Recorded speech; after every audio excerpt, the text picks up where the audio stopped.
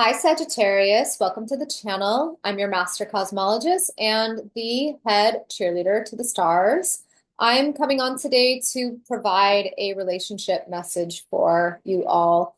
I'm lighting a little bit of sage here because I just did a reading for Scorpio and I can't seem to get Scorpio off my brain.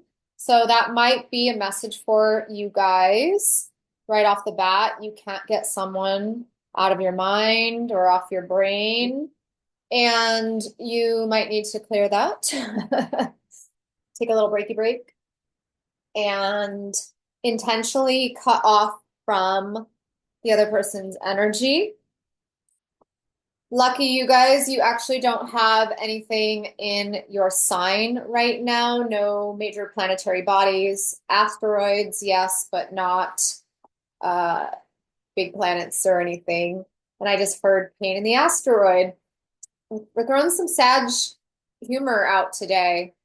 Not specifically Sag, but just jokey jokes for you guys. So maybe you guys need a little bit more laughter in your life. Maybe that's your first real message here. The intention of these readings is actually to provide you with a relating reading.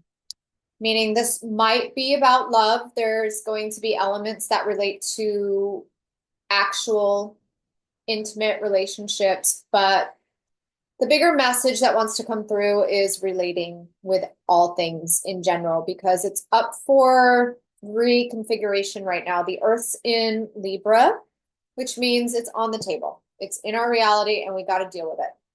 We had a very long transit of the South Node through Libra for roughly a year and a half, and that ended not too long ago.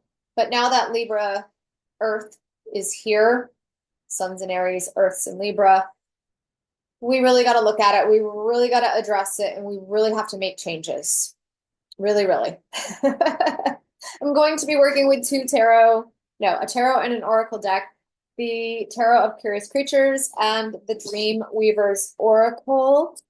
So let's see what the cards have to say for you guys in relationships and with relating. So by relating, I mean to cookies, to exercise, to sunshine, to your dog, anything, everything.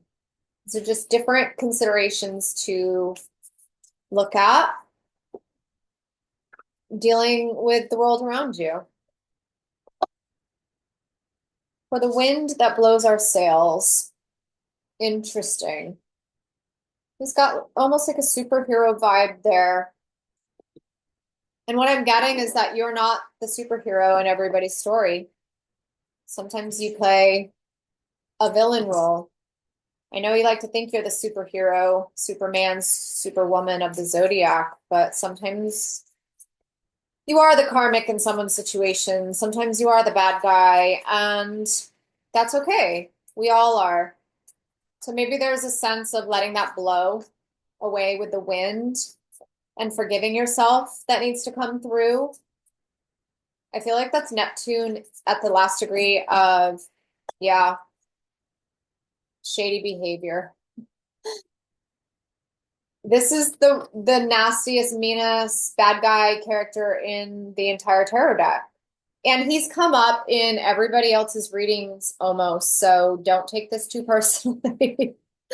Yeah, don't take it personally. We all have to be the bad guy sometimes. I've been the bad guy in many people's story, or bad girl, I should say.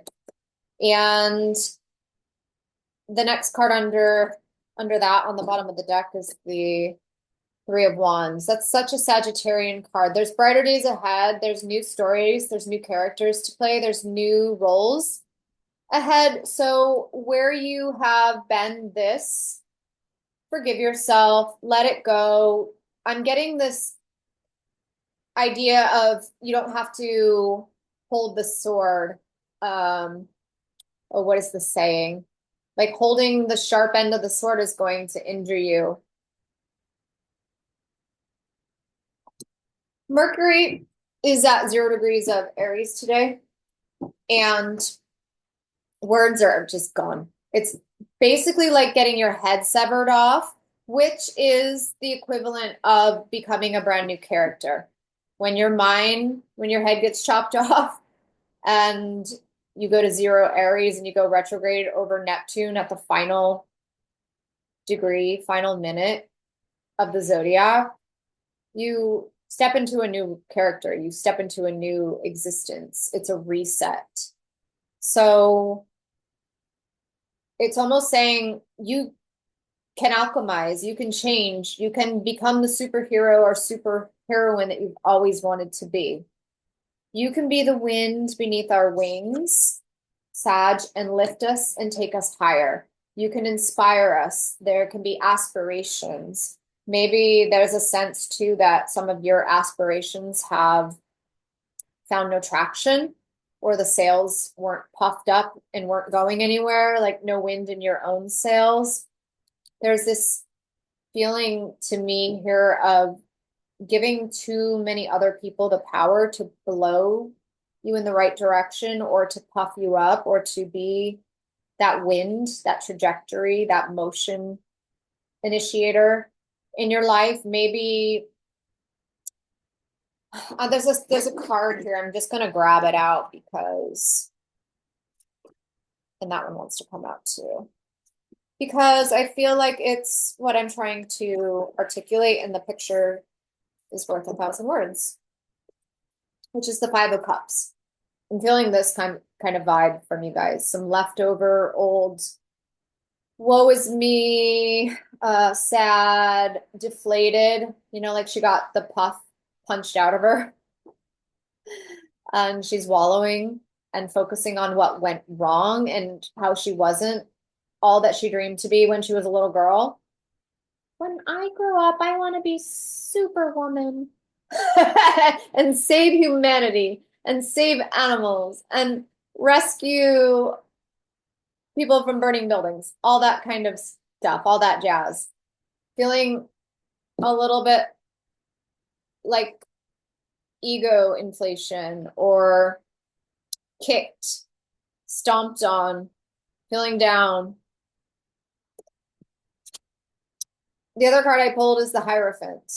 And I just feel like she's beating a beatbox and almost like you need a new relationship with music or vibration or tone.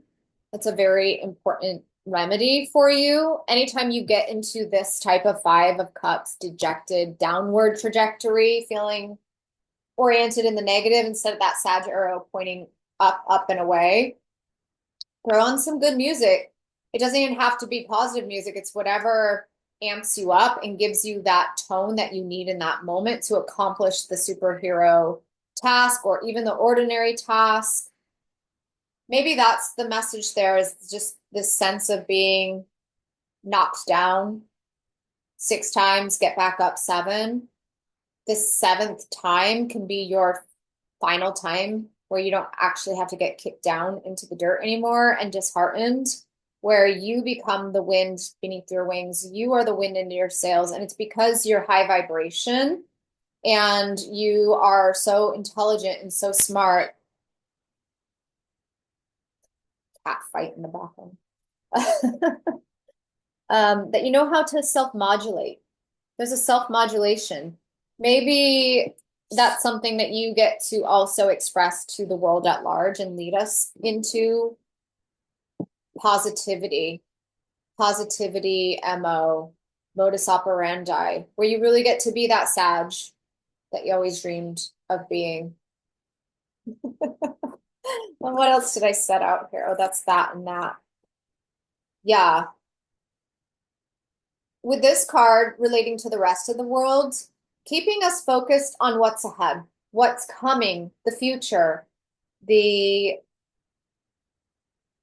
horizon, the distance, the new story, the next chapter, the new era, the new earth, the new world, the new everything. New. This is an orientation energy that I'm getting as your relational quality with the rest of the world. Keep us focused on the positive. Keep us focused on what's coming. Keep us focused on what to change. Give us direction. Give us insight. Give us clues. Take the helm where it's almost like the opposite of this would be to be watching these guys, the politicians, the shady motherfuckers. I call this the shady motherfucker card. Keeping your eye here is detrimental. It's a downward trajectory. It's entanglement with these kinds of folks and their agendas and their plots. He's just got an evil plot at hand. And we need Sag. I like this too. It almost has Superman colors to it. And a deer is a Sagittarian. The stag. How cool. It's like super stag. Super stag. Maybe that's a relationship message for you guys too. Being single, an era of not needing to be on the dating scene or getting into situationships, not needing to find the next new thing and just run with that. Maybe there's an era of celebrating celibacy or celebrating going stag, being a bachelor, being a bachelorette, being good on your own. I really get that here with that stag energy. Let's see what that card is actually about. The wind that blows our sails. Yeah, I really love that you guys get to be this wind, this trajectory, this pusher, this motivator to push us in a new direction.